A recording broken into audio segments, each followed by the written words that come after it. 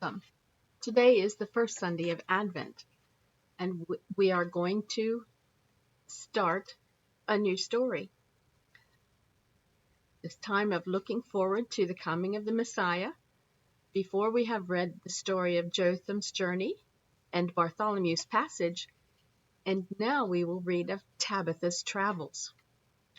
We have the first candle lit in the Advent wreath that marks the first Sunday in Advent. We will read a chapter a day, every day, and on Sunday, each Sunday we will light an additional candle. Until on Christmas Day, we finish the story and we light the Christ candle in the middle of the wreath. So here we go to read Tabitha's Travels. Chapter 1 is titled Crossroads. "Elisha, come on," Tabitha pleaded. "We have to move." She tugged at the reins with all her might, but the donkey just sat in the middle of the road looking at Tabitha with innocent eyes, while the rest of the caravan lumbered by. "Don't look at me like you know what I'm saying," Tabitha scolded, the leather reins cutting deep grooves in the palms of her hands. "You know exactly what you're doing." Tabitha gave one last mighty yank on the reins just as the donkey decided to obey. The donkey stood, the reins went slack, and with all her weight pulling against something that was suddenly no longer there, Tabitha fell backward, sitting down hard in the dust of the trail. A loud laugh slapped at her ears from behind. "Such fine entertainment you provide, Tabitha," the man laughed from atop his horse. "It will provide a good story for the campfire tonight." The tall, thin man had a dark beard and such a long neck that Tabitha thought he looked like a giraffe she had once seen. "Uncle Hasba," Tabitha whined, "this dumb donkey won't move." "That's why he's called a donkey," Hasba replied. Then, more seriously, he added, "Perhaps he simply misses the weight of your grandmother on his back."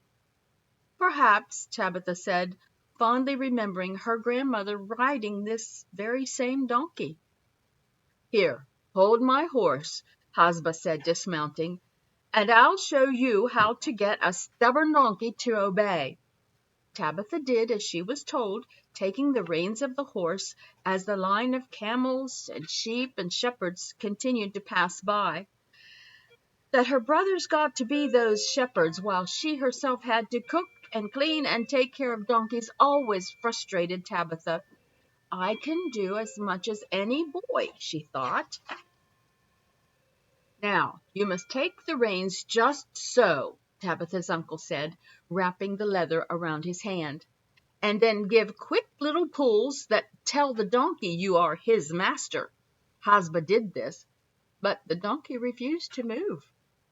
Irritated, Hasba pulled harder, but the donkey dug his feet in such that no man in the world could have budged him. But Hasba was determined to try, and he bent low at the waist, leaning back with all his weight. Just then a goat from the passing caravan trotted over and bit Hasba on the rear end. Hasba jumped up, howling, spun around, and started kicking at the goat. Seeing a reason to move at last, the donkey trotted up and bit Hasba on the rear end. Tabitha was laughing so hard she had to hold her sides. But Hasba just began sputtering angry words as he tried to kick both the donkey and the goat. Just then another man on horseback rode up. "Brother, what are you doing?" the second man yelled. "Why are you being so cruel to these poor animals?" "Me? Being cruel? Why, I... "Stop joking around now," his brother admonished, "and get those animals moving. We must make Jerusalem by sundown." Hasba was still fuming and sputtering as Tabitha walked back over to him. Handing him the reins of the horse, she said, "Thank you for a fine lesson, Uncle Hasba. You surely showed me how to get a donkey moving." Hasba stopped and then finally began laughing at himself. "You are most welcome, my brother's daughter," he said with a bow. Please call upon me any time you need a lesson." And with that he mounted his horse and galloped off toward the head of the line. With a sigh, Tabitha yanked at the reins of the donkey, and this time he started walking, followed by the goat. As she watched her uncle riding off ahead of her, Tabitha thanked Jehovah once again for her wonderful family. Tabitha liked the life of the shepherds. Even though she wasn't allowed to watch a flock herself, she liked traveling from this place to that, seeing new sights and meeting new people. Of course, it was usually her brothers who got to have the really fun adventures, fighting off wild animals and thieves, going inside the walls of the biggest cities, and, best of all, entering the temple in Jerusalem. As a girl, I don't get to do any of that, she thought again with a sigh. But still, being part of a shepherd family was a happy life. The sun was beginning to slide out of the sky as the caravan snaked over the top of the round, grassy hill. Before them Tabitha saw a valley rich in grasses, and on the other side a road running from left to right. Tabitha sucked in her breath at the sight of the road. Roads often meant danger from thieves, or worse, Romans. She much preferred it when their family stayed out in the country far away from any roads, except, of course, when they got to camp at a city. Far ahead, at the front of the line that was just reaching the floor of the valley, Tabitha saw her father waving his arm over his head in a circle. At once the stream of animals and people began curving to the left, forming itself into a giant oval as it had 1,000 times before. Time to make camp, Tabitha thought, but she wished her father had chosen some other place, not next to a road. As the caravan continued to inch forward and Tabitha got closer to the road, she saw that it ran off far into the distance to the right, but to the left it ran into a steep canyon of angry rocks. Tabitha gulped, thinking what a good place that would be for thieves to hide. But then Tabitha remembered all the good times that she'd had climbing such rocks. When they were younger, her brothers would have make-believe adventures in such place.